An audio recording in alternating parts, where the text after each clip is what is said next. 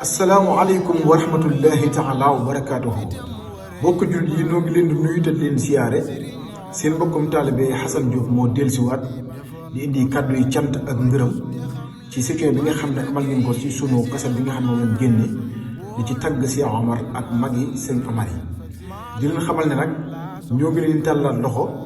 ci liggéey bi di leen xamal ne ñoo ngi continuer ba léegi di jaay son yi ni ñu ko doon jaayee ci numéro Wave yi nga xam ne moom ngeen gis di leen sant te di leen gërëm di leen ñaanal suñu borom dafa leen jàmm di leen xamal ne nag ñoo ngi waajal ay procès yu am solo ci tasaare njàngum Seexul Xadim ak tagg Seexul Xadim incha allahu rabbi ñoo ngi ci ànd ak nag suñu ménagère sëñ Pape Mbengue ak label bi ñuy wax Xelcom audiovisuel di waajal procès bu am solo nag incha allah ci màggal Tuubaa gi ñu dëgmal muy ay tagg yoo xam ne ñu koy tagg Seexul Xadim ak sëwru safar ak Cheikh Mouhamadul Mountakha Mbacké ñu ñaan suñu borom mu yàgg ko fi loolu te ànd wér di leen xamal ne nag ñoo ngi ñaan suñu borom tabaaraka taala mu defal leen jàmm waaye te kattanal ñu nag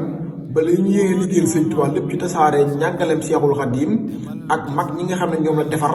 ku ma la Cheikh Omar bi nga xam ne mooy suñu wasila